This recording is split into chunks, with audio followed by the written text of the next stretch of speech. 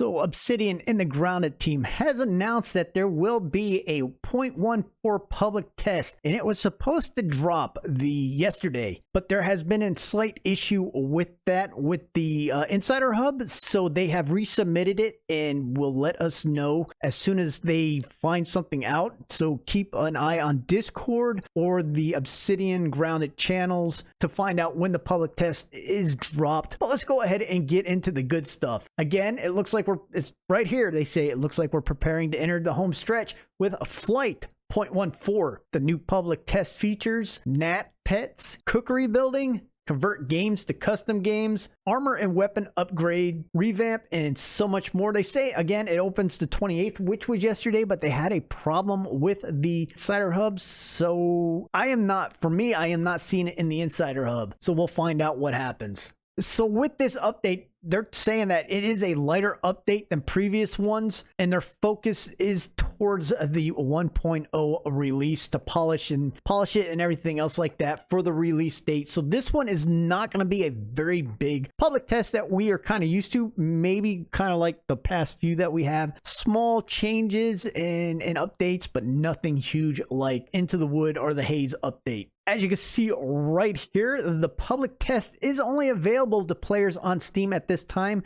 We hope to release Xbox player tomorrow morning, which is today. And again, they are having issues, so they will let us know. Public test is completely optional, but they want our feedback in it. And it's still, again, these updates, these tests are development early phases. So there is always a risk of losing your content, whatever gaming stuff you have, by doing it. So just if you're joining them, just be careful. But let's go ahead and get into the good stuff. So right here, this is what is going to be featured in this 0.14 update. So as you can see right here, you can convert non-custom games to custom games. So what they're saying is you can convert any non-custom game into a custom game at any time while playing to be able to tune values on any game as you go. Right here, the Gnat Pet. This was teased in the live stream last week, I believe it was, that the Gnat Pet is now going to be a new pet within our game. The rest time lapse. Upon resting, you'll see a quick time lapse of the yard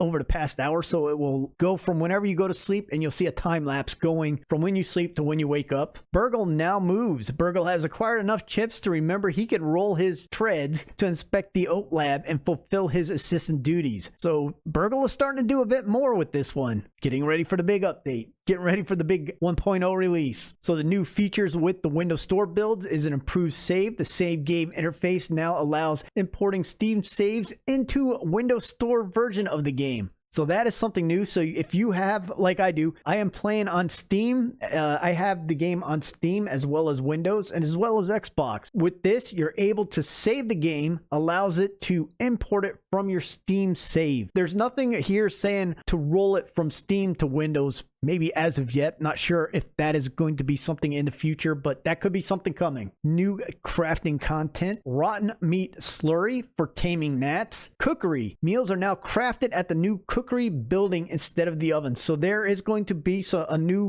new added to the game called the Cookery. The Cookery building. Meals can be created much earlier in the game now, and also unlock by purchasing the Cooking 101 Science Shop unlock, which is one of the default unlocks that you could purchase once unlocking the ASL station. The ALS station is the one that you do to complete the hedge lab. That turns on all the power. Changes in tuning, armor, weapon, and upgrade changes. Armor and weapon upgrade changes. Quartzite leather scraps and leather plates have been removed from the game. Wow. Upgrades now require a unique non-respawning resource found across the yard. Armor upgrades require fashion nuggets. Levels +1 through +5 require fashion nuggets. Levels 6 through 7 require cool fashion nuggets. And right here, levels 8 and 9 require rad fashion nuggets. Just the FYI, if you're looking for your quartzite leather scraps and leather plates, they have been removed. We are now looking for these nuggets. weapon upgrades now require tough nuggets. Levels 1 through 5, tough nuggets. 6 and 7 require globs similar to before but crafted out of cool tough nuggets. Levels 8 and 9 require jewels similar to before but are crafted out of rad tough nuggets. So I am not sure if they are going to replace everything that everybody has been farming. Thank goodness I have not been farming all this stuff, but I don't know if they're going to replace quartzite leather scraps and leather plates with these nuggets, or we have to go out and look for them. So there you have it. No more quartzite, leather scraps, leather plates. The cost of upgrades have been dramatically reduced because the new stuff is now non-respawning. Levels 1 through 5, weapons start at 2 and increase linearly 2, 4, 6, 8, 10. Armor start at 1 and increase linearly 1, 2, 3, 4, 5. Levels 6 through 7, weapons start at 5, goes through 10. Armor starts at 2, goes through 4.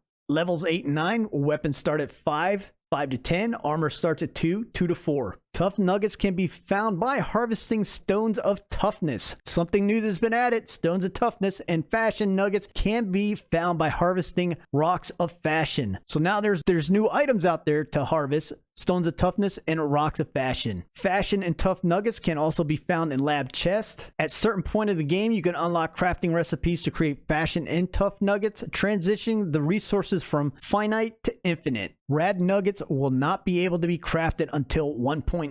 The fashion reactivity, mixers, and Waft emitter. The amount of destruction that can be done to larger bases has been lowered. Each faction now has a different reputation value required before it becomes upset to the player. Players no longer be attacked by lots of larger creatures. Larvae have now been added to the faction reactivity and Waft emitter. Buildings destroyed by base event creatures now drop small amount of resources it took to build it. Base attack difficulty will slowly ramp up over the course of the playthrough instead of being able to instantly go from easy to extremely hard over a period of time. Base attacks no longer trigger while in a lab or underground. The Waft emitter will no longer work in the haze while the haze is still active. Improved creature spawning locations for base attacks. And autosave will attempt to trigger right before payback attack or mixer trigger events. Autosave will attempt, so it may or may not happen. Crafting. Crow feather arrows awarded per craft increased 2 to 5.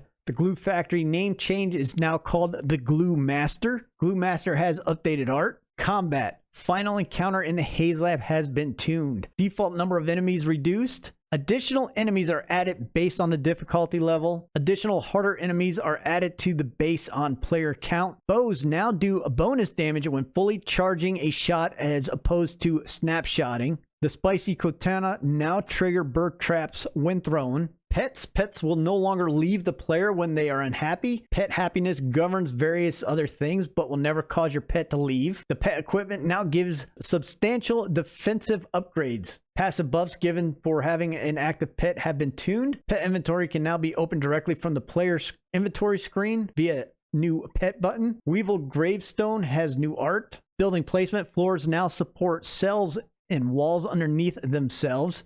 Floors require only 2 points of contact with the ground rather than 3. Sap catchers can no longer be attached to turrets. Creatures. Hostile bugs tether more appropriately, including those pesky mosquitoes. Scarab HP has been halved. Scarab's peripheral vision cone has been reduced to make it easier to sneak up on them. Added a new BURG.L quest for killing the following bugs: black ants, antlions, black ox beetles, ladybirds, dust mites, roly-poly termites, tadpoles, water boatmen, water fleas, and diving bell spiders. Ladybird larva now drops 5 spikes each. Bug fixes. I will only go over the major fixes. Clients can now correctly use ladders that were previously broken when built in some areas. The player cannot unbind critical controls such as UI select by binding the key to conflicting control. Multiplayer games that have been active for longer than 90 minutes no longer stop showing in-game binder window or prevent players from joining via invites. Fixed issues with users having trouble hosting or joining multiplayer games after having the game open for a long period of time. The crow crossbow no longer occasionally misfires. Then there's a whole bunch of other fixes that I will not read through, as well as the bug fixes on Xbox